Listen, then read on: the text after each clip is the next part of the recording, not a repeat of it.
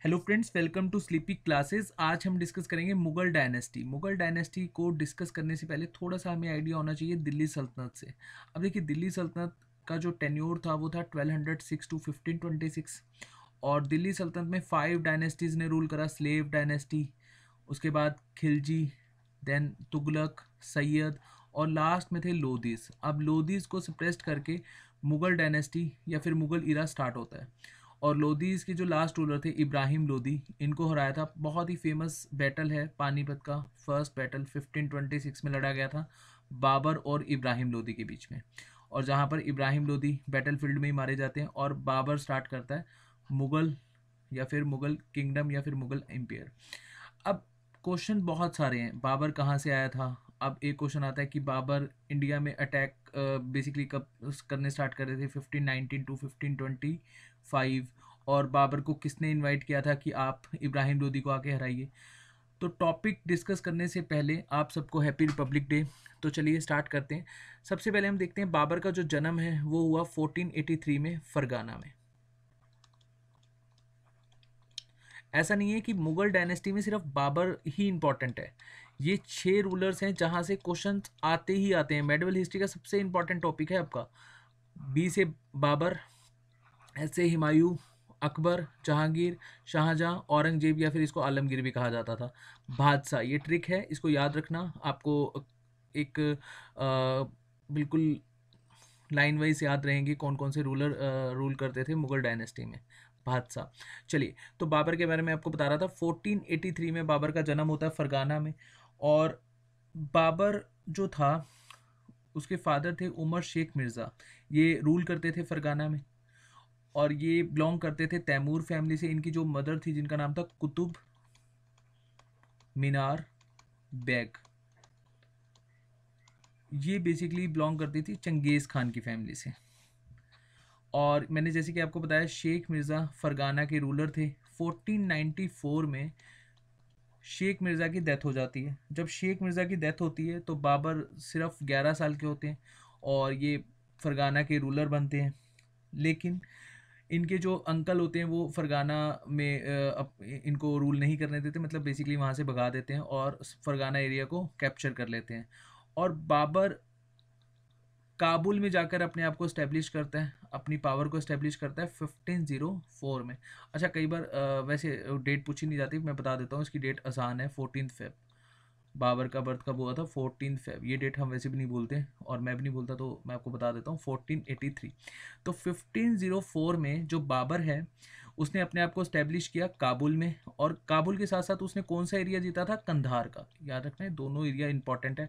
अच्छा, एक क्वेश्चन आया हुआ था प्रीवियस ईयर पेपर में कि बाबर को काबुल में बाबर ने कब अपने आप को एक टाइटल दिया था, और वो टाइटल था बादशाह का। अब हमें लगता है कि काबुल जीता इसने 1504 में, तो हम इसी को ही टिक कराते हैं, लेकिन ये बिल्कुल गलत है। बादशाह का टाइटल काबुल में लिया था बाबर ने 1507। इंपॉर्टेंट है, बहुत ज़्यादा पूछा जाता है तो ध्यान रखना। उसके बाद बाबर ने 1519 से लेकर 1525 तक इंडिया में बेसिकली अटैक किए। अब ये रूल करता था काबुल में। मान लीजिए कि पाकिस्तान भी इंडिया का पार्ट है और 1947 में खैर अलग हुआ इंडिया से, लेकिन उससे पहले तो हमारे इंडिया का ही पार्ट था। अब बाबर अफ़गानिस्तान से आता था इंडिया में और जो पाकिस्तान का पंजाब प्रोविंस है, जहाँ जैसे लाहौर है, वहाँ पर अटैक करता था, लूट पाट करके चला जाता था। बहुत सारे एरियाज़ में अटैक करे, लेकिन वो इंपॉर्टेंट नहीं है आपके पेपर पॉइंट ऑफ व्यू से, बस इतना समझ लीजिए। उसके बाद अब लूट पाट करके जा रहा है तो 1525 में ये लाहौर का एरिया जीत जाता है और किसको हराता है? दौलत खान लोधी, जो कि लाहौर का गवर्नर होता है। और 1526 में बाबर को इनविटेशन भेजा जाता है राणा संगा के द्वारा। अब राणा संगा कौन है? देखिए, राणा संगा मेवाड़ के रूलर हैं। राणा संगा चाहते हैं दिल्ली में रूल करना। अब दिल्ली में रूल करने के लिए इब्राहिम लोदी को हराना होगा, क्योंकि 1526 से तक थे ना इब्राहिम लोदी। अब राणा संगा हायर करते हैं बाबर को कि आप आइए दिल्ली में आकर इब्राहिम लोदी को हराइए, और इब्राहिम लोदी के हारने के बाद राणा संगा यहाँ पर रूल करेंगे। ठीक है। अब 1526 में जब बाबर यहाँ पर आते हैं और इब्राहिम लोदी को हराते हैं, देखिए 1526 में बैटल कब हुई? 21 अप्रैल 1526। और इस बैटल में इब्राहिम लोदी की तरफ से जो सेना थी वो 1 लाख के आसपास थी, और बाबर की तरफ जो सेना थी वो सिर्फ 12,000 के आसपास थी। लेकिन बाबर के पास स्पेशल टेक्निक थी। वो टेक्निक क्या थी मैं आपको पहले बता देता हूँ, ये काफ़ी इंपॉर्टेंट रहेगी। बाबर यूज़ करता था रूमी या फिर ऑटोमन डिवाइस, या फिर आप कह सकते हो आर्टरी गन, हिंदी में सिंपल भाषा में गोला बारूद। और इसको चलाने के लिए दो एक पर्सन थे जिसका नाम था उस्ताद अली और मुस्तफ़ा, जो बेसिकली एक्सपर्ट थे आर्टरी गन्स चलाने में। और आर्टरी गन्स की बदौलत बाबर ने इब्राहिम लोदी को हराया 1526 में, और ये बैटलफील्ड में मारा गया था इब्राहिम लोदी, जैसे कि मैंने आपको पहले बताया। और बाबर ने यहाँ पर खुद को डिक्लेयर कर दिया कि अब यहाँ इंपीरियर ऑफ हिंदुस्तान कौन है, बाबर। और अपने जो एल्डेस्ट सन है हुमायूं, उसको भेजा कि जाइए तो आप आगरा को सीज कीजिए। दिल्ली को ऑक्यूपाइड किसने करा, बाबर ने। अब 1526 में बाबर ने दिल्ली में अपने आप को एम्पीरियर ऑफ हिंदुस्तान डिक्लेयर कर दिया। अब इसके बाद ऑब्वियसली जो राणा संगा था उसने वार के लिए जो बाबर है उसको चेतावनी दी। आप इस तरह से समझ सकते हैं, बिल्कुल सिंपल लैंग्वेज में हम करते चलेंगे। उसके बाद 1527 में जब ये वार होता है, जो मेवाड़ के रूलर थे राणा संगा और बाबर के बीच में, इस बैटल का नाम है बैटल ऑफ खानवा। ये आगरा के नियर अबाउट लड़ी गई थी 1527 में। इससे पहले बाबर के जो काफ़ी नोबल्स होते हैं, या फिर आप ऐसे कह सकते हो जो कमांडर्स होते हैं, वो बाबर को छोड़ के चले जाते हैं क्योंकि उनको एटमॉस्फेयर सूट नहीं करता हमारे इंडिया का। अब अफ़गानिस्तान में थोड़ा सा जो एरिया है वो ठंडा है कंपैरेटिवली हिंदी और सॉरी इंडिया। दिल्ली की तो वैसी गर्मी बहुत ख़तरनाक है। अब ये जो बेसिकली नोबल्स चले गए, कमांडर्स चले गए, तो बाबर को लगता है कि ये बैटल को जीतना आसान नहीं है। तो बाबर इस बैटल को डिक्लेयर करता है जिहाद। ये बैटल क्या होगी, जिहाद। ठीक है। अब जिहाद को मैं ज़्यादा एक्सप्लेन नहीं करूँगा, आप सिर्फ इतना समझ सकते हो, बैटल फॉर रिलीजन। ठीक है, जो रिलीजन पर्पज़ के लिए बैटल लड़ी जाती है उसको कहा जाता है जिहाद। अब बाबर ये बैटल को जीत जाता है। ठीक है। अब बैटल जीतने के बाद बाबर एक टाइटल को बेसिकली टाइटल देता है अपने आप को, और वो टाइटल है, एज्यूम करता है टाइटल गाजी का। तो दो टाइटल हो गए, एक था बादशाह का। बादशाह का टाइटल कब लिया था मैं दोबारा आपको बता रहा हूँ, 1507 में। और 1527 ठीक 20 साल के बाद कौन सा टाइटल लिया, गाजी का। उसके बाद नेक्स्ट जो बेसिकली राणा संगा का साथ दे रहे थे बैटल ऑफ खानवा में, मदीनी राय, इनके साथ बाबर ने अलग से युद्ध लड़ा 1528 में। और इस बैटल को नाम जाना जाता है चंदेरी का बैटल, या फिर बैटल ऑफ चंदेरी 1528। बहुत इंपॉर्टेंट बैटल है। इसमें ये मदीनी राय को हरा देते हैं और मदीनी राय भी यहाँ पर मर जाते हैं। और लास्ट में जो लास्ट बैटल लड़ा बाबर ने 1529 में, और इसमें बाबर ने किसको हराया, अफ़गान के ही बेसिकली इब्राहिम लोदी जो थे उनके यंगर ब्रदर थे महमूद लोदी, इनको हरा देते हैं 1529 में। और इस बैटल को जाना जाता है बैटल ऑफ घाघरा। ये लड़ा गया था बिहार के नियर अबाउट। अब देखिए 4 बैटल बाबर ने बैक टू बैक जीते 1526 से लेकर 1529 तक। लेकिन एक क्वेश्चन पूछा जाता है कि बाबर ने कौन सा बैटल हारा था। तो आपने याद रखना है 1502 में बाबर ने एक बैटल हारा था, सिर्फ एक ही बैटल हारा था, सराईपुल का, बैटल ऑफ सराईपुल। चलिए उसके बाद कुछ और फैक्ट्स जानते हैं। अब बाबर की जो डेथ होती है वो सिर्फ 47 ईयर में हो जाती है, और इसकी जो डेड बॉडी है उसको पहले दफनाया जाता है आगरा में, लेटर ऑन इसकी बॉडी को लेकर जाया जाता है काबुल में, जो इसकी अंतिम इच्छा होती है कि मेरी बॉडी को काबुल में जाकर दफनाया जाए। और Babur had literacy test. Babur ने अपनी एक बुक लिखी तुजक ए बाबरी। अब देखिए जो भी पर्सन अपनी बुक लिखते हैं उसको कहा जाता है ऑटोबायोग्राफी, तो ये बेसिकली बाबर की ऑटोबायोग्राफी थी, तुजक ए बाबरी। अब जब भी आपको ऐसा साउंड देखने को मिलेगा ना, तुजक ए बाबरी या आयने अकबरी, तो ये जो बुक्स होंगी ये टर्किश लैंग्वेज में होंगी। अब मान लीजिए अकबर नामा है, हुमायूं नामा है, या किसी भी बुक के पीछे नामा आएगा तो वो पर्शियन लैंग्वेज में होगी। सिर्फ इतना सा डिफरेंस है जो आपको पता होना चाहिए।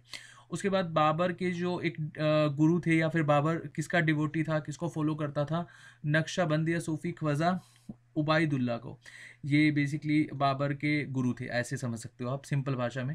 और बाबर ने यहाँ पर तुझे के बाबरी में लिखा है कि बाबर फ्लोरा एंड फोना, मतलब जो प्लांट्स या फिर नेचर को बहुत पसंद करता था। ठीक है, क्योंकि इसने कबूली बाग बनवाया पानीपत में। अच्छा मैं आपको बताना भूल गया, 1526 में जब पानीपत का फर्स्ट बैटल जीता तो इसने पानीपत में बनाया था कबूली बाग और कबूली मस्जिद।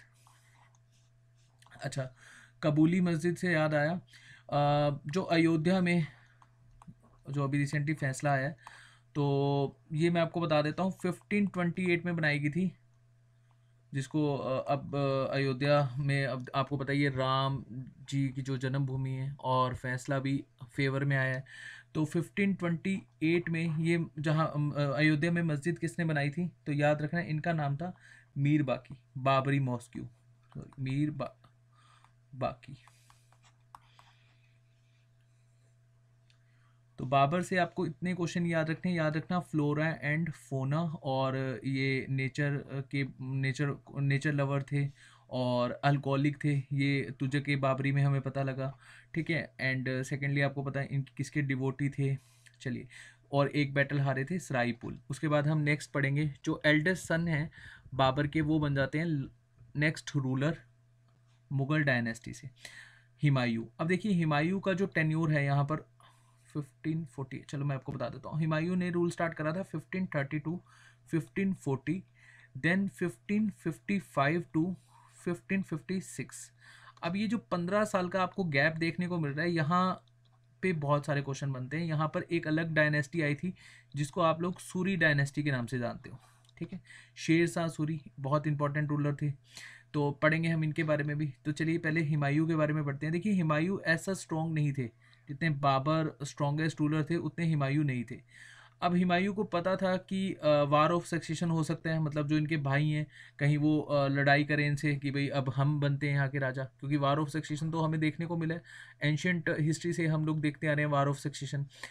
अब हुमायूं ने यहाँ पर एक पॉलिसी या फिर एक ट्रेडिशन अपनाया, तैमूर ट्रेडिशन, इसको कहा जाता है कि अपनी पावर को शेयर कर देना। तो हुमायूं ने अपनी पावर शेयर करी अपने ब्रदर्स के साथ, जो कमरान थे उनको दे दिया काबुल, कंधार, पंजाब, और हिंडल को दे दिया अलवर एंड मेवात, मिर्जा अक्सरी को दे दिया संभल। अब ये एरियाज बेसिकली हुमायूं ने अपने ब्रदर को दे दिए, और जो मेन बेसिकली किंगडम था वो हुमायूं के पास था। लेकिन हुमायूं को यहाँ पर बहुत ही स्ट्रॉन्ग रेजिस्टेंस फेस करना पड़ा। देखिए इंडिया का नक्शा देखिए, अब इंडिया का नक्शा ये है हमारा प्यारा भारत, और ये आपको देखने को मिलेगा वेस्टर्न साइड, और ये आपको देखने को मिलेगा ईस्टर्न साइड। अब वेस्टर्न साइड में आपको पता है गुजरात है। अब गुजरात में जो इनको स्ट्रॉन्ग रेजिस्टेंस दे रहे थे वो थे बहादुर शाह, ठीक है, यहाँ पर देखिए बहादुर शाह लिखा हुआ है। उसके बाद जो हुमायूं को मिड में यहाँ पर बिहार साइड, बिहार में थोड़ा सा ऊपर बना दिया, नीचे है बिहार, बिहार में इनको स्ट्रॉन्ग रेजिस्टेंस दे रहे थे, उनका नाम था शेर खान या फिर शेर सूरी, शेर शाह सूरी, आप ऐसे शेर खान पढ़ लो, चलो शेर खान या शेर शाह एक ही बात है। उसके बाद जो इधर बंगाल वाला एरिया, जो ईस्टर्न वाला एरिया है, यहाँ पर इनको जो रेजिस्टेंस दे रहे थे उनका नाम है महमूद लोदी। अब सबसे पहले तो जो हुमायूं था उन्होंने गुजरात के रूलर बहादुर शाह को सप्रेस्ड किया, हराया, और ये एरिया दे दिया अपने भाई अक्सरी को। अक्सरी को गवर्नर यहाँ का अपॉइंट किया, लेकिन बहादुर शाह ने जो गुजरात का एरिया उसको अगेन जीत लिया, ठीक है। उसके बाद जो हुमायूं था वो कभी भी बंगाल की तरफ बढ़ ही नहीं पाया, क्योंकि बीच में आता था बिहार, और बिहार में कौन रूल कर रहा था, शेर शाह सूरी या फिर शेर खान। अब शेर खान एक स्ट्रॉन्ग रेजिस्टेंस देता था हुमायूं को, और हुमायूं को इसी वजह से शेर शाह के साथ बैटल लड़नी पड़ी। ये बैटल बहुत इंपॉर्टेंट है, और यहाँ से हुमायूं बेसिकली भाग जाता है। बताता हूँ मैं आपको, पहले समझते हैं इस बैटल के बारे में। तो 1539 में बैटल ऑफ चौसा, जो किस किस के बीच में हुई, हुमायूं वर्सेस शेर खान या फिर शेर शाह सूरी के बीच में। और यहाँ पर जो मुगल आर्मी है वो डिस्ट्रॉयड कर दी किसने, शेर शाह सूरी ने। अब बैटल ऑफ चौसा में जो हुमायूं है बहुत ही मुश्किल से अपनी जान बचाकर भागा, और एक बॉटमैन था या फिर एक तराक था जिसका नाम था निजाम, जिसने हुमायूं की जान बचाई। और जान बचाने की जो इसको कीमत दी गई, एक दिन का इसको राजा बनाया गया, दिल्ली सल्तनत, सॉरी मुगल अंपायर का, दिल्ली में इसको राजा बनाया गया एक दिन का। और साथ साथ आपको एक बात और बताता हूँ, यहाँ पर जो मुगल आर्मी है वो बिल्कुल डिस्ट्रॉय हो गई। अब हुमायूं को लगा कि मैं अपने ब्रदर्स की हेल्प लेता हूँ, तो इसने नेगोशिएट करना स्टार्ट करा, बट इसके ब्रदर्स ने इसके साथ कोऑपरेट करने से मना कर दिया। फाइनली इसको 1540 में अगेन शेर खान के साथ अलोन बैटल लड़ना पड़ा, और जिसको हम जानते हैं बैटल ऑफ बिलीग्राम से। अब देखिए इसके दो नाम है, एक ही बैटल है, बैटल ऑफ बिलीग्राम से आ जाता है कई बार क्वेश्चन, या फिर बैटल ऑफ कनौज से आ जाता है। ये लड़ी गई थी 1540 में। इसमें शेर खान हुमायूं को बुरी तरीके से हरा देता है, इवन हरा क्या देता है, दिल्ली से ही भगा देता है। अब हुमायूं शेल्टर लेता है कहाँ पर जाकर, अमरकोट में। अमरकोट बेसिकली आज की डेट में पाकिस्तान में आता है, और पाकिस्तान में अमरकोट को आज की डेट में उमार कोट कहा जाता है। तो कंफ्यूज मत होना, अगर आप गूगल करोगे तो वहाँ पर उमार कोट आएगा, ठीक है। तो यहाँ पर जाकर शेल्टर लेता है, और यहीं पर ही जन्म होता है हुमायूं के बेटे अकबर का 1542 में। और हुमायूं का एक वफादार सेनापति होता है, कमांडर होता है, जिसका नाम है बैरम खान। अब बैरम खान को ये अपनी कंप्लीट फैमिली और जो इसकी यहाँ पे आर्मी होती है अमरकोट में, उसका हेड बनाकर चला जाता है कहाँ पर, ईरान। ईरान बेसिकली अपनी पावर को एक्सपेंड करने जाता है। ईरान के जो रूलर होते हैं, सबसे पहले वो हुमायूं कहते हैं कि आप सुन्नीज हैं, क्योंकि सारे के सारे मुगल्स क्या थे, सुन्नीज थे। अब मुस्लिम्स में भी क्या है, 2 कैटेगरीज, या फिर बहुत कैटेगरीज होती हैं, लेकिन हम मेन 2 कैटेगरीज ही देखते हैं, सुन्नीज एंड शिया। तो सबसे पहले यहाँ पर सुन्नी से कन्वर्ट हुए शिया, और 1545 में जो हुमायूं है वो चले जाते हैं ईरान। अब आपको 2 क्वेश्चन बताने हैं यहाँ पर। चलिए पहला क्वेश्चन मैं आपसे पूछ रहा हूँ, ईरान के उस टाइम रूलर कौन थे जिन्होंने हुमायूं का साथ दिया 1545 में? ये बहुत इंपॉर्टेंट क्वेश्चन है, इसको पर्शियन रूलर भी आप देखोगे नेट पे, तो कंफ्यूज मत होना। उसके बाद 1545 से लेकर 1555 तक हुमायूं अपनी पावर को एक्सपेंड करते हैं, और जब इनको पता लगता है कि दिल्ली में जो सूरी एम्पायर है जिन्होंने हराया था हुमायूं को, वो बहुत ही वीक पड़ चुका है। जो सक्सेसर हैं सूरी एम्पायर के, वो बहुत ही वीक हैं, 16-17 साल का एक राजा है।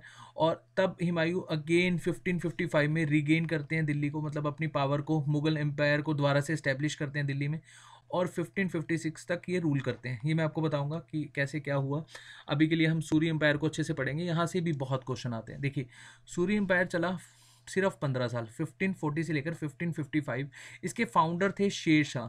अब ये आपने शेर खां पढ़ा होगा, इनका जो बचपन का नाम था वो था फरीद, ठीक है गाइज। और देखिए यहाँ पर ओरिजिनल नेम या फिर बचपन का नाम एक ही बात है। अब फरीद ने एक अफ़गान रूलर की जान बचाई थी, जिसका नाम था सुल्तान मोहम्मद नुहानी, और उन्होंने टाइटल दिया था शेर खान का। अब ऐसा कहा जाता है कि जो शेर जो मतलब फरीद था, उसने सुल्तान मोहम्मद नुहारी की जान बचाई थी, मतलब एक शेर से, विदाउट एनी वेपन्स। तो इनको एक टाइटल दिया गया था कि you are very brave, and then title दिया कि शेर शाह सूरी, शेर शाह, ठीक है। उसके बाद जब इनकी डेथ हो जाती है सुल्तान मोहम्मद नुहानी की, तो ये संभालते हैं यहाँ का किंगडम, बिहार का, शेरशाह सूरी। और उसके बाद मैंने आपको जैसे कि बताया, डिफीट किया हुमायूं को चौसा के युद्ध में, देन उसके बाद बिलीग्राम के युद्ध में, और हुमायूं को भगा दिया और अपने आप को इस्टेब्लिश किया दिल्ली पर, और एज अ सूरी एम्पायर। अब सूरी एम्पायर जब इस्टेब्लिश हुआ, तो इन्होंने बहुत सारे एरिया जीते, या फिर आप ऐसे को पूरे के पूरे नॉर्थ में सूरी एम्पायर रूल करता था। देखो जैसे पंजाब वाला एरिया है, मालवा बेल्ट है, यहाँ पर रूल था, सिंध बेल्ट, मुल्तान, बुंदेलखंड, मतलब कंप्लीट नॉर्थ इंडिया में किसका रूल था, सूरी एम्पायर का। कौन कौन से एरिया छोड़कर, असम, नेपाल, कश्मीर एंड गुजरात। गुजरात तो वैसे खैर वेस्टर्न में आ जाता था, बट चलो अब अगर आप ऐसे कंसीडर करो कि ये हमारा नॉर्थ है, तो यहाँ पर कुछ एक एरिया को छोड़ दो, बहुत सारे एरिया सूरी एम्पायर के अंडर थे, ठीक है। चलिए, जगह कम है तो ये हमारे प्यारे भारत का नक्शा आपको थोड़ा सा समझ आ रहा होगा, नहीं तो हमारा भारत बहुत खूबसूरत है, और आज हमारा रिपब्लिक डे भी है। तो चलिए, आपने एक बात कमेंट सेक्शन में मुझे बताना है कि हमारे देश का संविधान कहाँ से सबसे ज़्यादा अडॉप्टेड है, या फिर कौन से एक्ट से सबसे ज़्यादा अडॉप्टेड है, और कितने टाइम में लिखा गया था। वैसे ये हिस्ट्री का क्वेश्चन नहीं है, बट चलिए आप मुझे कमेंट सेक्शन में बताइएगा। और सूरी एम्पायर के जो सबसे स्ट्रॉन्गेस्ट रूलर थे, जिनको अभी हम पढ़ रहे हैं, शेर शाह सूरी, ये कलिंजर में एक बैटल लड़ रहे होते हैं, कलिंजर फोर्ट में, और अनफॉर्चुनेटली इनकी डेथ हो जाती है। अब डेथ कैसे होती है, यहाँ से आपको क्वेश्चन पूछा जाता है। देखो एक वेपन है, उक्का वेपन, ठीक है। उक्का वेपन ऐसे समझ लो आपकी एक टैंक है, ठीक है। टैंक तो आपने देखे होंगे। तो टैंक को ये जो उक्का वेपन है, इसको जब चलाया जाता था, तो इसमें से कुछ पार्ट पीछे की ओर गिरता था, और जब ये चलाया गया तो कुछ पार्ट पीछे की ओर गिरा, तो ये ब्लास्ट कर गया और यहाँ पर खड़े थे शेरशाह सूरी, तो इनकी अनफॉर्चुनेटली यहाँ पर डेथ हो जाती है। लेकिन ये बैटल ये जीत गए थे 1545 में जब ये डेथ होती है इनकी। लेकिन उसके बाद से इनके जो सक्सेसर थे वो बहुत ही वीक थे, ठीक है। बट फिर भी मैं आपको थोड़ा सा आइडिया देता हूँ कि इन्होंने क्या क्या काम किए, तभी हम इनको क्या कहते हैं कि शेरशाह सूरी का जो एडमिनिस्ट्रेटिव जो एडमिनिस्ट्रेशन था वो बहुत ही अच्छा था कंपैरेटिवली सभी रूलर से। 5 साल के इनके रूल में इन्होंने क्या क्या किया, देखिए। सबसे पहले इन्होंने सेंट्रल गवर्नमेंट को इस्टेब्लिश किया, 4 डिपार्टमेंट बनाए। और 4 डिपार्टमेंट जैसे दीवाने विजरात, जैसे हमारे यहाँ पर एक प्रधानमंत्री होते हैं उनके कैबिनेट मिनिस्टर्स होते हैं, ऐसे ही बिल्कुल सेम। तो दीवाने विजरात जो वजीर कहा जाता था, इनको चार्ज दिया गया रेवेन्यू एंड फाइनेंस, जैसे हमारे देश में फाइनेंस मिनिस्टर हैं कैबिनेट में निर्मला सीतारमन जी, ऐसे समझ सकते हो आप। दीवाने अरीज, ये आर्मी का चार्ज दिया गया, जैसे CDS हमारे हैं। उसके बाद दीवाने रसलत फॉरेन मिनिस्टर, एंड दीवाने इंशा मिनिस्ट्री फॉर कम्युनिकेशन। तो ये 4 डिपार्टमेंट आपको याद रखने हैं, इनका नाम आप याद रख सकते हो, ठीक है। उसके बाद शेरशाह जो था उसने इंट्रोड्यूस किया रुपया एज अ सिल्वर कॉइन, और कॉपर कॉइन भी इंट्रोड्यूस किया था, ठीक है। लेकिन इंपॉर्टेंट है सिल्वर कॉइन, ये बहुत बार पूछा जाता है। देखो कितनी सारे देश की करेंसी है रुपया, श्रीलंका, हमारा प्यारा भारत, इंडिया, ठीक है, एंड पाकिस्तान, नेपाल, मॉरिशियस, तो इतनी सारी देशों की करेंसी है रुपया, ठीक है। तो आपको याद रखनी है। उसके बाद Sher Shah had improve the communication by the laying 4 important highways. तो आपने GT रोड सुना होगा, तो GT रोड किसकी देन है, शेरशाह सूरी की। और कौन कौन से इसने GT रोड्स बनाए, तो आपको मैं बताता हूँ। देखिए 4 रोड्स थे जो आपको याद रखने हैं। सोनार गांव टू सिंध, आगरा टू बुरहानपुर, उसके बाद जोधपुर से चित्तौड़, और लाहौर टू मुल्तान। तो ये आपको पता होने चाहिए। उसके बाद रेस्ट हाउस भी बनाए, जैसे हम हाईवे पे जा रहे होते हैं तो हम कई बार रेस्ट लेना चाहते हैं, तो रेस्ट हाउस का जो कंसेप्ट है वो भी कौन लेकर आए थे, शेरशाह सूरी। एंड इन्होंने ट्रेड को काफ़ी अच्छे से प्रमोट किया, और अपनी आर्मी को ये कैश में बेसिकली सैलरी देते थे, है ना। और इनके टाइम में जो पुलिस है वो बहुत ही एफिशिएंटली वर्क करती थी, क्राइम कम हो गया। और साथ साथ यहाँ पर हमें देखने को मिला इन्होंने एक किला भी बनाया था जिसको पुराना किले के नाम से जानते हैं। ये देखिए ये है पुराना किला, यमुना के नियर अबाउट दिल्ली में, ठीक है, यमुना नदी के नियर अबाउट। और इनका खुद का किला है सासाराम। सासाराम कहाँ पे, बिहार में। कई बार आ जाता है कि बताइए जो शेरशाह सूरी है उनका फोर्ट कहाँ पर है, बिहार, सासाराम। अच्छा मैं आपको हुमायूं का बताना भूल गया। हुमायूं का जो फोर्ट है वो है दिल्ली में, और इसको बनाया गया था हुमायूं की वाइफ हमीदा बानो बेगम के द्वारा, हमीदा बानो बेगम। और एक चीज़ आपने और याद रखनी है, इसको कंप्लीट करवाया गया था, कंसेप्ट था हमीदा बानो बेगम का, लेकिन इसको कंप्लीट करवाया गया था अकबर के द्वारा। चलिए हम दोबारा से शेरशाह सूरी पर आते हैं। अब शेरशाह सूरी जो था उसके टेन्योर में एक पोएट होता था जिसका नाम था मलिक मोहम्मद जायसी, और इन्होंने एक बहुत ही खूबसूरत वो लिखी थी हिंदी लिटरेचर, या आप कह सकते हो एक कहानी लिखी थी पद्मावत, जिसके ऊपर मूवी भी बनी है। और ये एक रियल इंसिडेंट है, आपने ज़रूर इसके बारे में पढ़ा होगा। दिल्ली सल्तनत में मैं आपको करवाऊंगा, अलाउद्दीन खिलजी जब उन्होंने चित्तौड़ पर अटैक किया था, तो रावर रतन सिंह जी जो थे, और इनके बीच में जो बैटल हुई थी, है ना, पद्मावती जो रावर रतन सिंह की वाइफ थी, है ना, तो ये मैं आपको अच्छे से बताऊंगा। जौहर हुआ था यहाँ पे लास्ट में जाके, और लास्ट में खैर औरंगजेब, सॉरी, अलाउद्दीन खिलजी जीत गए थे। औरंगजेब कहाँ पर थे, दिल्ली सल्तनत में। चलिए उसके बाद देखते हैं अब्बास खान सरवानी, ये भी इनके यहाँ पर एक पोएट थे जो कम्प्लीटली इन्होंने एक बुक लिखी है जिसे हमें कम्प्लीटली नॉलेज मिलती है सुर अंपायर की, तारीख ए शेर शाही।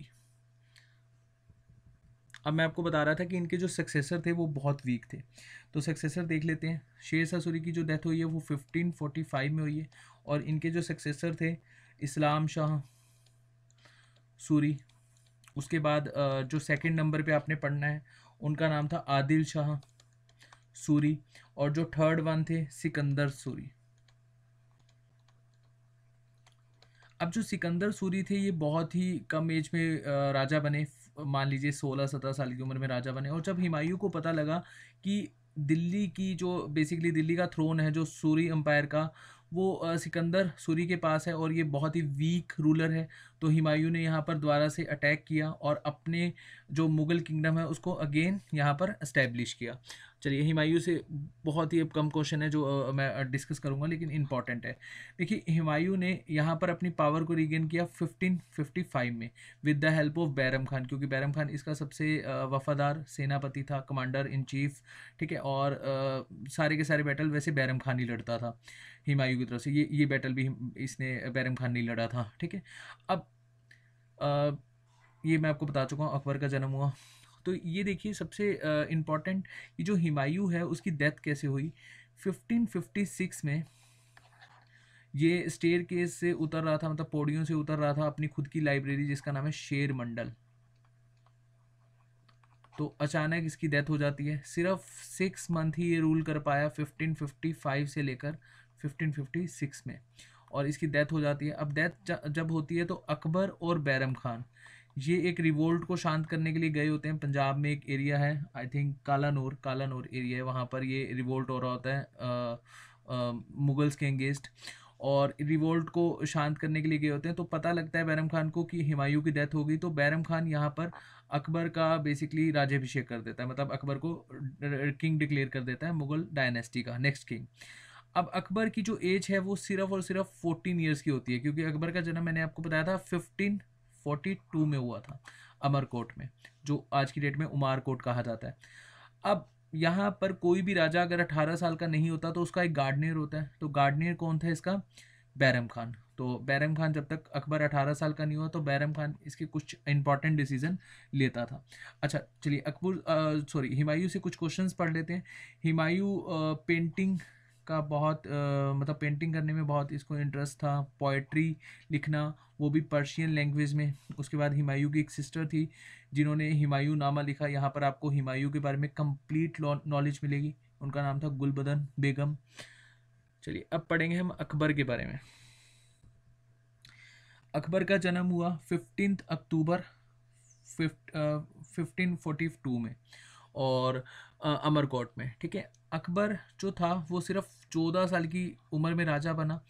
अब बैरम खान इसके सारे डिसीजंस लेता था, लेकिन बैरम खान और अकबर के बीच में भी कहीं ना कहीं कन्फ्लिक्ट स्टार्ट हो गया था। ऐसा कहा जाता है कि बैरम खान कुछ डिसीजन अकबर से बिना पूछे लेता था, या फिर अकबर इसकी पावर को सप्रेस्ड करना चाहता था। तो 1560s में अकबर ने बैरम खान को मक्का एंड मदीना भेज दिया। मक्का एंड मदीना आपको पता ही है, मुस्लिम्स बेसिकली इस्लामिज़म की सबसे या आप कह सकते हो कि धार्मिक प्लेस है ना। तो यहाँ पर ऐसा कहा जाता है कि जो बैरम खान है वो बीच में ही मार दिया गया था किसी रूलर के द्वारा, और वो पहुंचा नहीं था मक्का मदीना। चलिए, इसको छोड़िए, यहाँ पर आइए।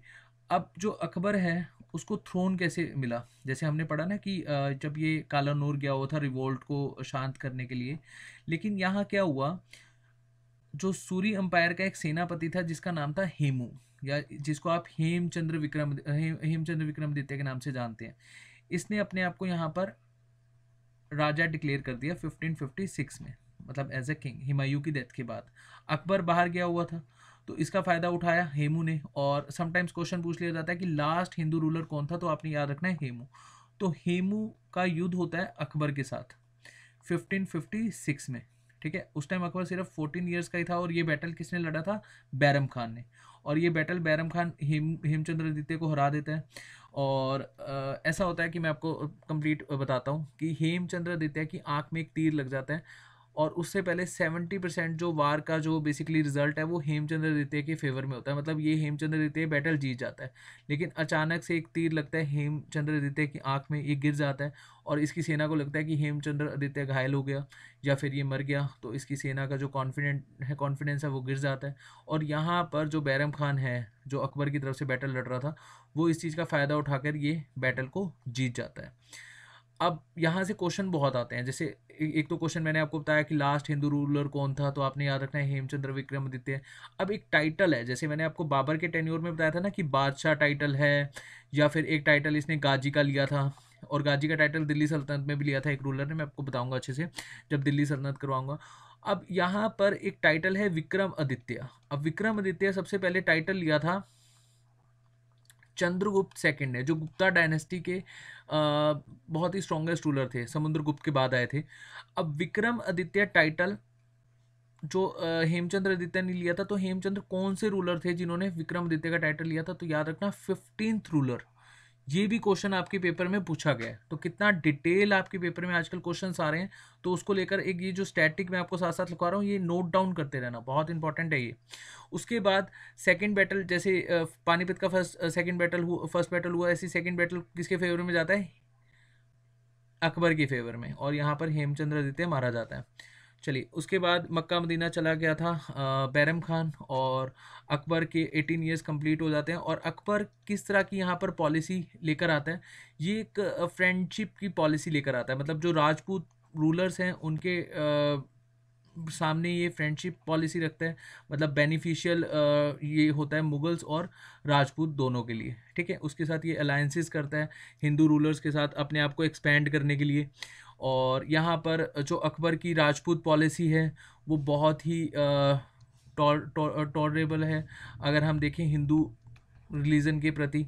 उसके बाद इसने अबॉलिश किया पिलिग्रिम टैक्स एंड जजिया टैक्स। जजिया टैक्स बहुत ही फेमस है, जैसे नॉन मुस्लिम्स होते हैं उनको देना पड़ता है जजिया टैक्स। उसके बाद ये बिलीव करता था पीस में, कि पीस बना रहे, और मतलब इसको अकबर का टाइटल भी इसीलिए दिया गया था क्योंकि ये हिंदुओं के प्रति बहुत ज़्यादा टॉलरेट था, मतलब सहनशील था, ठीक है जी। उसके बाद इसने कुछ ऐसे डिसीजंस भी लिए, जैसे इसने फतेहपुर सीकरी में इबादत खाना बनाया। इबादत खाना था जहाँ पर सभी रिलीजन के लोग आकर प्रेयर कर सकते हैं, मतलब एक प्रेयर हाउस लगा लो या फिर एक प्रेयर हॉल लगा लो, इस तरह से आप कह सकते हो। उसके बाद इसने एक अपना एक धर्म भी बनाया था, दिन ए इलाही। चलिए मैं आपको कंप्लीट बताता हूँ, थोड़ी सी डिटेल में समझाता हूँ अकबर के बारे में। अकबर से बहुत क्वेश्चन आते हैं।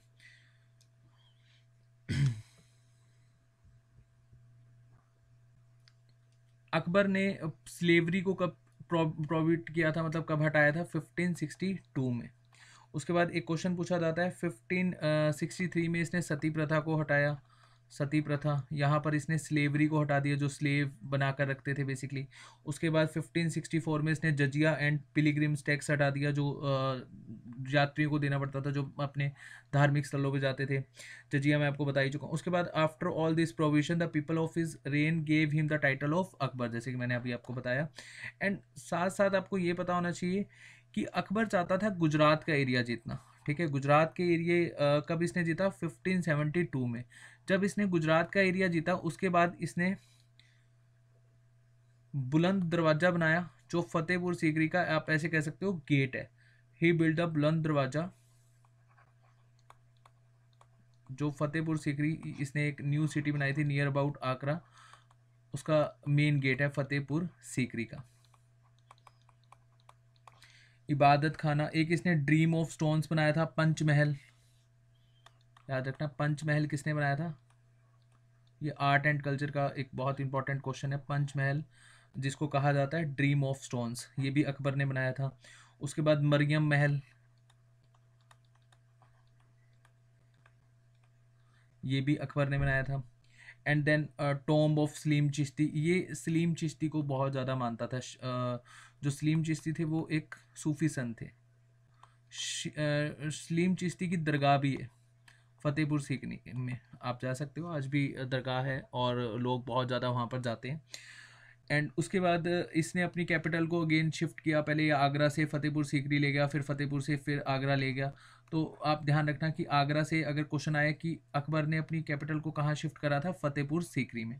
उसके बाद अकबर के टेन्योर में भी नवरत्न होते थे। इससे पहले हमने जो 9 जेम्स का कंसेप्ट है वो देखा था विक्रम आदित्य एंशियंट हिस्ट्री में। गुप्ता के जो विक्रम आदित्य सेकंड थे वहाँ पर 9 जेम्स होते थे, जैसे धन्वंतरी थे, एंड धन्वंतरी के साथ आपने सुना होगा कालिदास, है ना। तो ये बेसिकली उस विक्रमादित्य के टाइम में 9 जेम्स हुआ करते थे।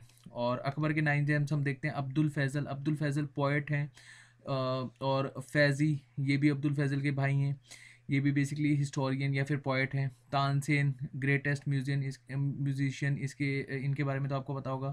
तानसेन अवार्ड भी दिया जाता है मध्य प्रदेश के द्वारा। राजा बीरबल, ये एक इकलौते हिंदू यहाँ पर थे जो 9 जेम्स में शामिल थे, राजा बीरबल।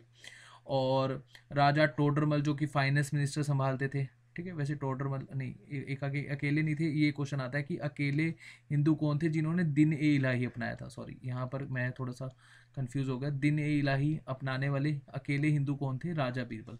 उसके बाद राजा टोडरमल, ये अकबर के टेन्योर में फाइनेंस मिनिस्ट्री संभालते थे। राजा मान सिंह, ये भी हिंदू थे। ठीक है, इसलिए ये आप ऐसे कह सकते हो कि जो मिलिट्री के जनरल होते हैं वो मान सिंह थे। उसके बाद अब्दुल रहीम खाने खाना, ये बैरम खान के बेटे थे। अब्दुल रहीम, इनको भी 9 जेम्स में बेसिकली जगह मिली और इन्होंने बुक को कन्वर्ट करा जो तुझ के बाबरी थी, है ना, या फिर आप ऐसे कह सकते हो कि बाबरनामा को कन्वर्ट करा था खाने खाना में, खानों के खान। उसके बाद फ़खरी अज़ीउद्दीन, ये चीफ एडवाइज़र थे। मुल्ला दो प्याजा, ये भी चीफ एडवाइज़र थे। चलिए कुछ हाइलाइट्स देखते हैं अकबर के टेन्योर में जो जो हुई। एबोलिशन ऑफ पिलग्रिम सेक्स, इनकी डेट याद रखना, डेट बहुत इंपॉर्टेंट है। इबादत खाना कब बना? 1575। इशू ऑफ मजहार 1578, ये भी काफ़ी इंपॉर्टेंट है। फाउंडेशन ऑफ दिन ए इलाही, दिन ए इलाही क्या है? सभी धर्मों को मिलाकर एक धर्म बनाया गया था और ये धर्म को अपनाया गया था सिर्फ 15 लोगों के द्वारा। अकबर के टेन्योर में एक धर्म आया, जैसे आप लोग साईं भगवान जी को अगर मानते हो तो साईं भगवान जी क्या कहते हैं? सबका मालिक एक है ना। ऐसे ही अकबर कहते थे कि सबका मालिक एक है, सब धर्म एक है, और सब धर्म एक करके इन्होंने क्या बनाया था? दिन ए इलाही।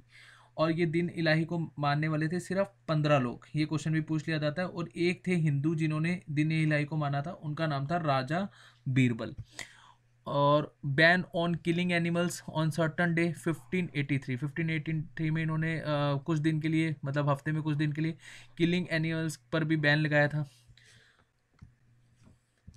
और भी अकबर से बहुत सारे क्वेश्चन आते हैं। चलिए एक क्वेश्चन मैं आप लोगों से पूछता हूँ। अकबर ने एक बैटल लड़ी थी और ये बैटल एक लेडी की एंगेज थी, तो ये बैटल के बारे में आप मेरे को कमेंट सेक्शन में बताओगे। देखो, हिस्ट्री कंप्लीट खत्म होने के बाद मैं आपको इंपॉर्टेंट वार की एक अलग से वीडियो बताऊंगा, बहुत अच्छे से हम रिवाइज करेंगे हिस्ट्री को। लेकिन ये बैटल आप मुझे बताओगे। ये बैटल बहुत बार पेपर में पूछी गई है कि अकबर ने कौन सी लेडी के साथ बैटल लड़ी थी। और ये मैं आपको एडवेंट ऑफ यूरोपियंस में बता ही चुका हूँ कि अकबर के टेन्योर में first time East India companies आई थी। अकबर की पॉलिसीज़ वो पुर्तगीज़ को थोड़ा सा फ़ायदा देती थी, जैसे गुजरात का एरिया जब इसने जीता और बुलंद दरवाज़ा बनवाया फतेहपुर सीकरी में, तो जब गुजरात का एरिया जीता था तो अरेबियन सी के थ्रू पुर्तगीज़ व्यापार करते थे हमारे भारत के साथ, क्योंकि आपको बताया था एडवेंट ऑफ यूरोपियंस में पुर्तगीज़ आए थे 1498 में, वास्को डिगामा, और इन्होंने अपने आप को स्टैब्लिश करा 1510 में। एल्बेक्रिक्यू जो सेकंड गवर्नर थे, मैं आपको एडवेंट ऑफ यूरोपियंस में बता चुका हूँ। और 1600 में जो ब्रिटिशर्स थे, ब्रिटिशर्स अकबर को बेसिकली कन्विंस नहीं कर पाए थे यहाँ पे ब्रिटिश ईस्ट इंडिया कंपनी को स्टैब्लिश करने में। और अकबर की डेथ होती है 1605 में। देन अकबर के बेटे जो थे जहांगीर, वो रूल करते हैं 1605 से लेकर 1627। अब देखिए जो जहांगीर थे,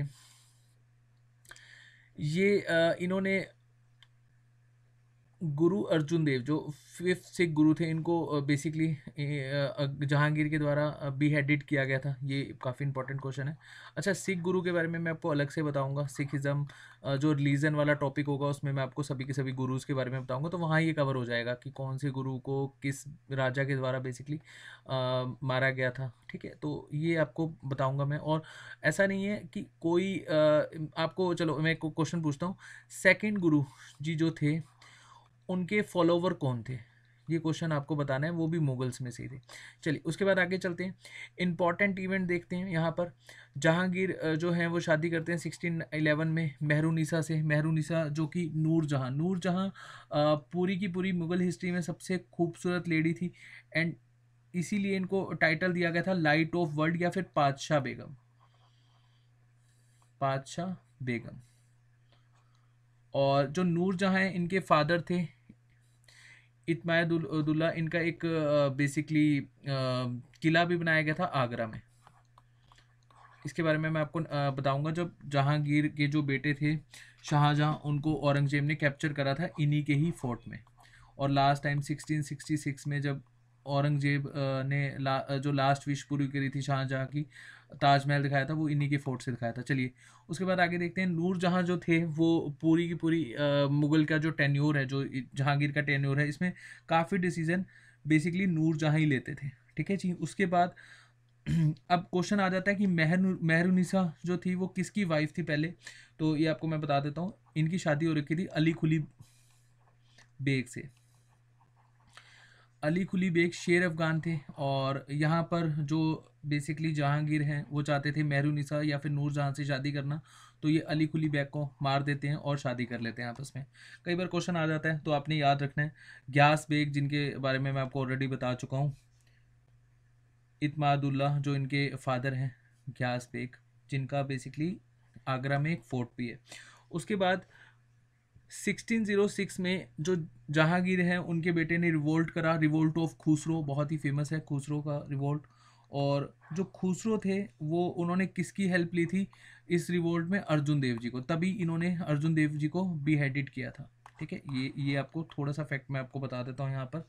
और जहांगीर जो था उसने अपने बेटे खुसरो को ब्लाइंड कर दिया था। और गुरु अर्जुन देव जी ने क्या लिखा था?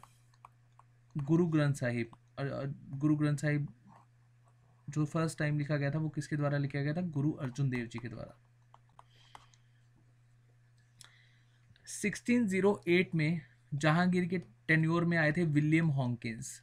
विलियम हॉकिंस पहले गुजरात, फिर गुजरात से होकर आगरा के थ्रू, आगरा में ही बेसिकली जब आए जहांगीर के कोर्ट में, तो इन्होंने पर्शियन लैंग्वेज में जहांगीर से बात करी। तो पर्शियन लैंग्वेज में जब बात करी तो जहांगीर इम्प्रेस्ड हो गया। जहांगीर ने इनको कैप्टन खान या फिर फिरंगी खान कहकर बुलाया, तो मतलब एक टाइटल दे दिया, कैप्टन खान या फिरंगी खान, या फिर आप विलियम हॉकिंस खान। ये खान टाइटल किसने दिया था? जहांगीर ने। क्यों दिया था? क्योंकि इन्होंने पर्शियन लैंग्वेज में बात करी थी। अब जहांगीर के टेन्योर में कुछ ऑर्डिनेंस पास हुए थे, और ये ऑर्डिनेंस इंपॉर्टेंट है, या फिर आप ऐसे कह सकते हो दो डिसीजन लिए गए थे। एक तो इन्होंने प्रोविशन ऑफ तंबाकू, तंबाकू के ऊपर इन्होंने प्रोविशन लगा दिया था, मतलब बैन लगा दिया था। एक इन्होंने जो हिंदू या फिर काफिर्स होते हैं, बेसिकली यहाँ पर कई बार काफिर्स आ जाता है, जो नॉन मुस्लिम्स होते हैं उनको काफिर्स कहा जाता था। तो हिंदू जो दिवाली और दशहरा में जुआ खेल सकते हैं। जुआ तो आप समझ सकते हो, प्लेइंग कार्ड्स। ठीक है, दशहरा एंड दिवाली जो मेन फेस्टिवल होते हैं उसमें कई हिंदू जो हैं वो जुआ खेलते हैं, मतलब गैम्बलिंग करते हैं या फिर प्लेइंग कार्ड्स, ऐसे आप समझ सकते हो। उसके बाद जो खुर्रम था, जहांगीर का बेटा खुर्रम, उसको इसने अहमदनगर का एक अहमदनगर होता था, वहाँ वहाँ पर गवर्नर अपॉइंट किया। अहमदनगर का गवर्नर अपॉइंट करा था खुर्रम को, और खुर्रम बेसिकली शाहजहाँ को ही कहा जाता था। अच्छा चलिए, मैं आपको बता रहा था। अब देखिए, हर राजा के टेन्योर में कुछ कुछ नया हमें देखने को मिला है। तो जहांगीर के टेन्योर में हमें क्या देखने को मिला? जहांगीर को सबसे ज़्यादा क्या पसंद था? पेंटिंग। और इसने पोर्ट्रेट पेंटिंग का एक कंसेप्ट लेकर आया। पोर्ट्रेट पेंटिंग याद रखना, पोर्ट्रेट पेंटिंग का कंसेप्ट कौन लेकर आया था? जहांगीर। और जहांगीर का एक फेमस पेंटर होता था, इसका भी नाम कई बार पूछ लिया जाता है, उस्ताद मंसूर खान। और जहांगीर अकेला ऐसा मुगल किंग है जिसका टॉम हमारे इंडिया में नहीं है। इसका टॉम कहाँ पे है? शाहदरा। शाहदरा कहाँ पे है? लाहौर में। या समटाइम्स लाहौर आता है डायरेक्ट, तो आप लाहौर याद कर सकते हो, लेकिन एरिया भी याद कर लो। शाहदरा में है इसका टॉम। सिर्फ यही एक मुगल किंग है भादशाह में, मैं भादशाह की बात कर रहा हूँ जो आज का बेसिकली हमारी क्लास है उसमें। तो जहांगीर का टॉम है लाहौर में, और इसकी डेथ होती है 1627 में। इसकी ऑटोबायोग्राफी है, 1627 में इसकी डेथ होती है। और इसकी जहांगीर के बारे में हमें नॉलेज कहाँ से मिलती है? इसकी ऑटोबायोग्राफी है तुजक ए जहांगीरी। तुजक ए जहांगीरी। चलिए, नेक्स्ट रूलर बनता है शाहजहां। अब देखिए, शाहजहां के टेन्योर में सबसे ज़्यादा बिल्डिंग्स बनी, या सबसे ज़्यादा मतलब आप कह सकते हो एक कंसेप्ट आया, जैसे जहांगीर के टाइम टाइम में पेंटिंग का कंसेप्ट आया। तो आर्किटेक्चर किसको कहा जाता है? फेमस आर्किटेक्चर शाहजहां को। ठीक है जी, गोल्डन इरा ऑफ आर्किटेक्चर ऐसे कह सकते हो आप, गोल्डन इरा ऑफ आर्किटेक्चर।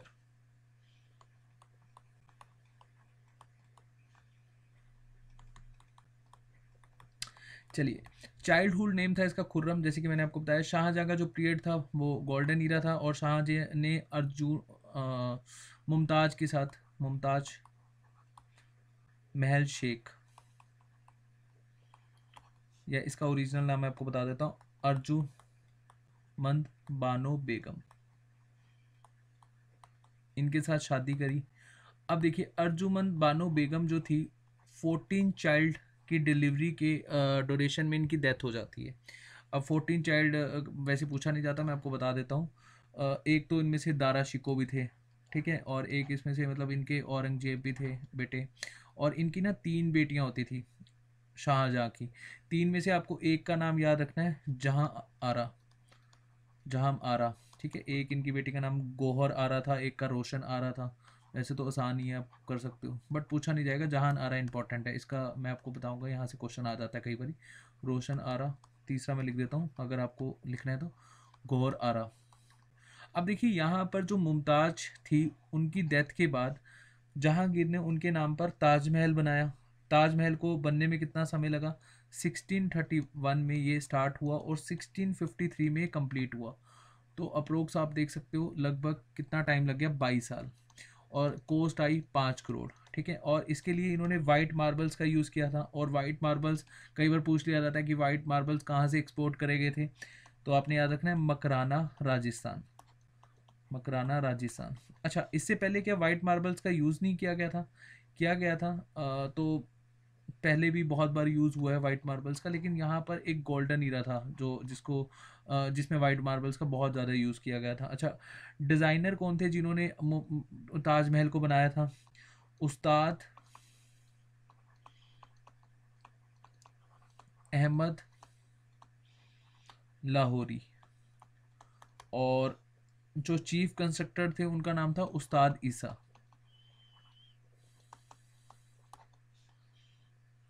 और जो आर्ट था वो बेसिकली कौन सा इन्होंने कॉपी किया था? Petra dura style, Petra dura style, Petra dura style. ये स्पेलिंग गलत हो सकती है, लेकिन आप एक बार चेक कर लेना, पेट्रा ड्यूरा स्टाइल। ये पेट्रा ड्यूरा स्टाइल से ये जो मेहरुनिसा के फादर थे, उनका भी सेम टॉम बनाया गया था पेट्रा ड्यूरा स्टाइल से, याद रखना। उसके बाद इंडिया में फर्स्ट मार्बल यूज़ किया गया था, ताजमहल नहीं, हिमायू का जो मकबरा था, हमीदा बानो बेगम ने बनाया था, हिमायू टॉम, ठीक है, जो दिल्ली में बना था। लेकिन इतना नहीं यूज़ करा गया था, सबसे ज़्यादा यूज़ करा गया था ताजमहल में, ठीक है। 5 करोड़ की लागत से बना था आपका ताजमहल उस टाइम। और इन्होंने अपनी कैपिटल को शिफ्ट करा दिल्ली। ये क्वेश्चन आ जाता है कि शाहजहाँ ने अपनी कैपिटल को कब दिल्ली शिफ्ट करा? 1638 में। और 1638 में इन्होंने दिल्ली गेट बनवाया, Delhi gate, red fort, red fort बना था 1638 से लेकर 1648 के बीच के टेन्योर में, लाल किला। और इसको डिज़ाइन किसने किया गया था? अहमद लाहौरी ने।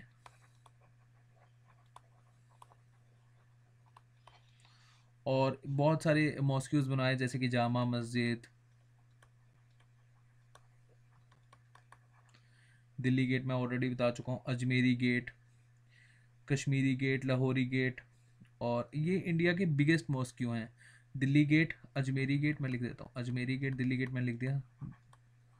और कश्मीरी गेट, कश्मीरी गेट हम लोग जाते हैं जब दिल्ली, तो कश्मीरी गेट में आपने जो बस स्टैंड है वो कश्मीरी गेट में। उसके बाद लाहौरी गेट।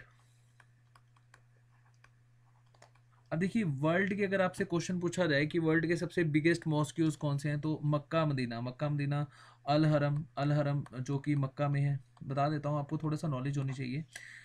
मुगल्स में जब हम पढ़ रहे हैं तो हमें कंप्लीट नॉलेज होनी चाहिए, ठीक है। हम इस तरह से टॉपिक को कंसीडर करेंगे कि आपको कोई भी ऑब्जेक्टिव बुक फॉलो करो तो आपको सारे क्वेश्चंस आते हो। उसके बाद जो मदीना है उसको अल मदीना कहा जाता है, अल हरम कहा जाता है मक्का को, याद रखना। एंड उसके बाद सक्सेसर वार हुए, क्योंकि वार ऑफ सक्सेसर, जैसे जो औरंगजेब था उसने अपने भाइयों के साथ बैटल्स लड़ी, है ना, तो ये बैटल्स को हम देखेंगे। और फिर बाद में फाइनली औरंगजेब रूलर बना मुगल एम्पायर का। तो सबसे पहले जो बैटल हुई थी 1658 में, बैटल ऑफ बहादुरपुर, इसके सारे नोट्स आपको यहाँ पर देखने को मिल जाएंगे। जस्ट एक मैं ओवरव्यू दे रहा हूँ आपको। बहादुरपुर का जो बैटल था वो शाह शुजा, ये भी एक भाई होता था शाह शुजा, शाह शुजा के बीच में हुआ किसके साथ, औरंगजेब के साथ, सॉरी। और यहाँ पे औरंगजेब जीत गया, ठीक है। सभी की तरफ दारा शिकोह था, ऐसे कंसिडर कर लो। 1658 मतलब औरंगजेब के एंगेस्ट। उसके बाद Jaswant king of Jodhpur, Qasim Khan royal army of Mughal, ये हार जाते हैं यहाँ पर किसके एंगेस्ट, औरंगजेब के एंगेस्ट, ठीक है। यहाँ पर ऊपर लिखा हुआ है, देख सकते हो आप, ठीक है। कंप्लीट यहाँ पर नॉलेज आपको मिल जाएगी। उसके बाद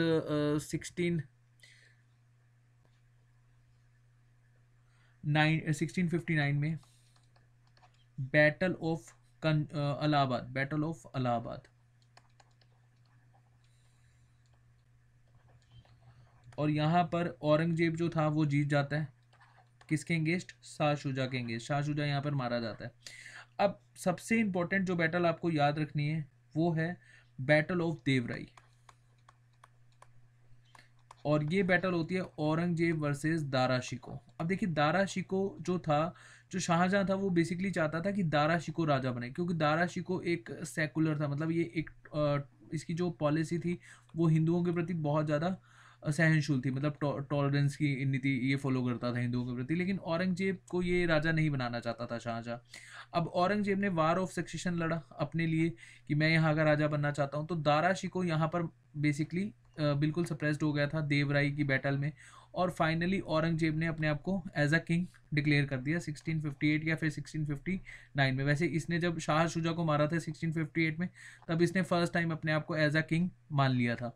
और दारा शिकोह के बाद तो ये इसकी जो मतलब एक तरह से रेजिस्टेंस है, या जो भी इसके बीच में जो रेजिस्टेंस आ रही थी वो क्लियर हो गई थी। तो 1658 से लेकर 1707 तक औरंगजेब ने रूल करा। अब औरंगजेब के टाइम में जो मुगल एम्पायर है वो बहुत ज़्यादा फैल गया था, या आप ऐसे कह सकते हो जैनिथ पे था सबसे ज़्यादा। जो औरंगजेब के टेन्योर में मुगल इरा फैल गया था, ठीक है, जैनिथ पे था, मतलब सारी सभी एरियाज को कैप्चर कर लिया था औरंगजेब ने। और औरंगजेब जो था उसका नाम आलमगीर भी है, आलमगीर, ठीक है जी, ये भी याद रखना, कई बार पूछ लिया जाता है। और औरंगजेब से कौन कौन से क्वेश्चन जो इंपॉर्टेंट है मैं आपको बताता हूँ। अच्छा, देवगिरी के साथ साथ ना समूरगढ़, ये इंपॉर्टेंट है, ये लास्ट बैटल थी, ये मेरे माइंड से स्किप हो गया था। समूरगढ़ ये इंपॉर्टेंट है, जिसमें दारा शिकोह मार गया था, ठीक है। समूरगढ़ के बाद क्लियर हुआ था। देवराई के साथ साथ समूरगढ़ भी याद रखना, ठीक है। चलिए, उसके बाद मैं आपको बता रहा था औरंगजेब के बारे में। औरंगजेब का जो जन्म है वो उज्जैन में हुआ था, चलिए ये इंपॉर्टेंट नहीं है। इन्होंने अपनी वाइफ के नाम पे बीबी का मकबरा बनाया था, ठीक है। वो एग्जैक्ट कॉपी थी ताजमहल की, और आप ऐसे कह सकते हो अगली कॉपी ऑफ ताजमहल, बीबी का मकबरा। अब इनकी वाइफ का नाम क्या था, राबिया बीबी,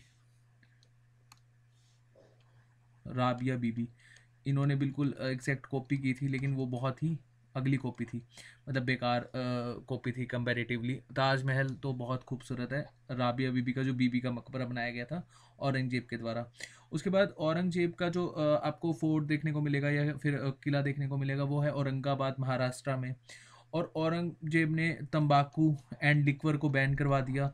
साथ साथ इसने जो हिंदुओं के जो फेस्टिवल्स थे उनको बैन करवा दिया, स्लेवरी को बैन करा दिया, सती प्रथा को बैन करा दिया। और ये हिंदुओं के प्रति थोड़ा सा ऑर्थोडॉक्स था, मतलब बिल्कुल भी एक सहनशील नहीं था, टॉलरेंस की नीति नहीं थी इसकी हिंदुओं के प्रति, ठीक है। इसको सिर्फ अपने साम्राज्य का विस्तार करना था, ठीक है।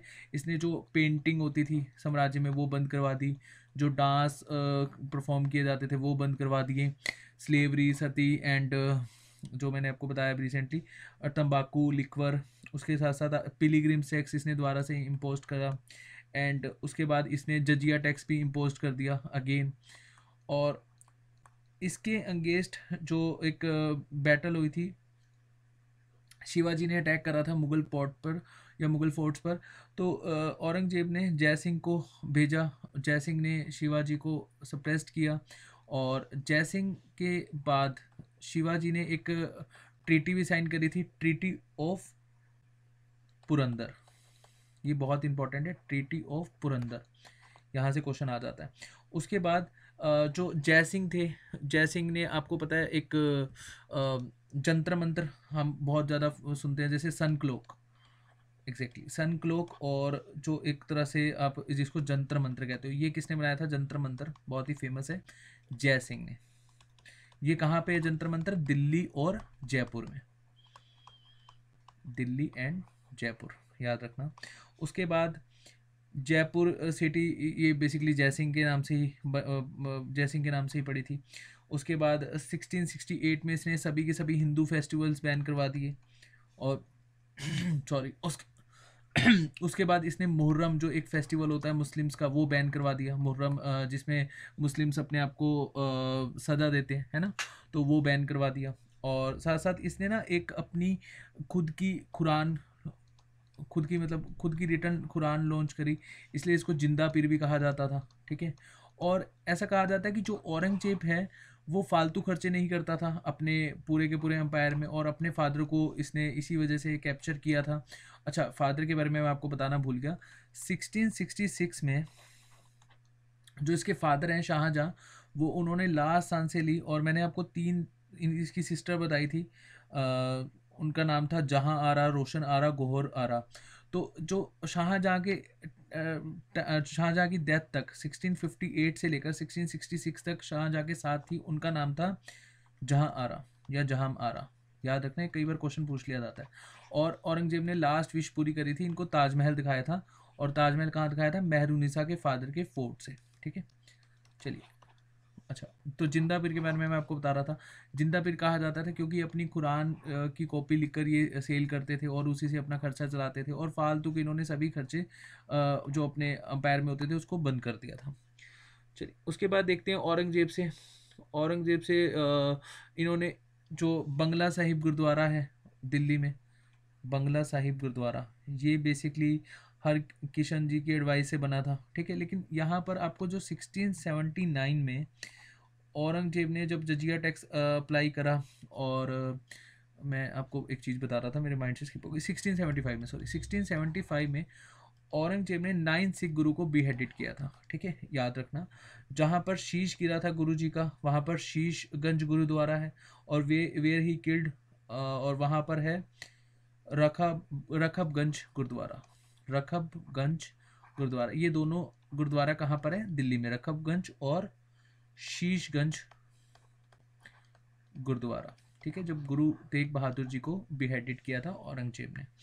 उसके बाद बीजापुर को इसने ऐड किया। देखिए, अब 1672 के बाद जो औरंगजेब था, इसकी डेक्कन की जो पॉलिसीज थी उसने इसको कभी वापस ही नहीं आने दिया। मतलब ऐसा कहा जाता है कि डेक्कन की पॉलिसीज में ही उलझ के रह गया, और डेक्कन की पॉलिसीज़ में ये मतलब ये चाहता था कि वेस्ट जो डेक्कन का एरिया है वहाँ पर भी अच्छे से रूल करे, मतलब साउथ वाला जो एरिया है, लेकिन ये कभी अच्छे से यहाँ पर रूल ही नहीं कर पाया, और इसी वजह से ये यहाँ पर उलझ के रह गया। मैक्सिमम जो औरंगजेब था उसने सारे के सारे एरियाज तो कैप्चर कर लिए थे, लेकिन इतने ज़्यादा आप ये नहीं कह सकते कि यहाँ पर स्टेबल ये रूल कर पाया था। चलिए, औरंगजेब की डेथ होती है 1707 में, और यहाँ से मुगल इरा का डिक्लाइन शुरू हो जाता है। हम नेक्स्ट में पढ़ेंगे, नेक्स्ट क्लास में पढ़ेंगे। और इसका जो टॉम्ब है वो है दौलताबाद या फिर औरंगाबाद महाराष्ट्र में, दौलताबाद नहीं, औरंगाबाद महाराष्ट्र, औरंगाबाद महाराष्ट्र।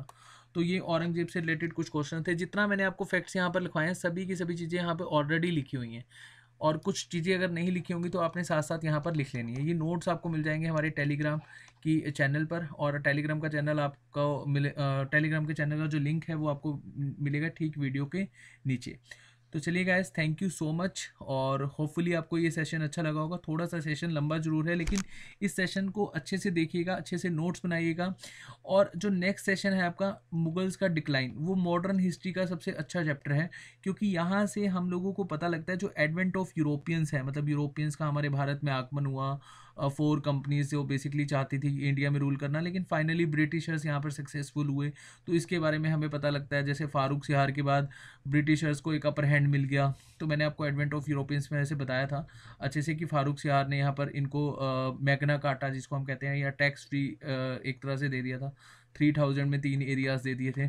तो बहुत सारे क्वेश्चंस हैं जो आपको यहाँ पर कवर होंगे, और साथ साथ कोई भी ऑब्जेक्टिव की बुक को परचेज कीजिए और अच्छे से प्रैक्टिस कीजिए, ठीक है। तो चलिए, थैंक यू सो मच।